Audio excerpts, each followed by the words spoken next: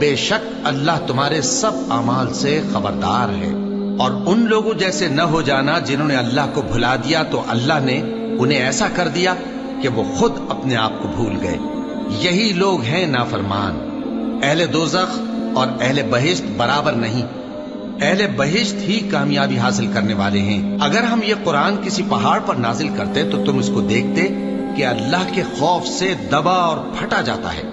اور یہ مثالیں ہم لوگوں کے لیے بیان کرتے ہیں تاکہ وہ غور کریں۔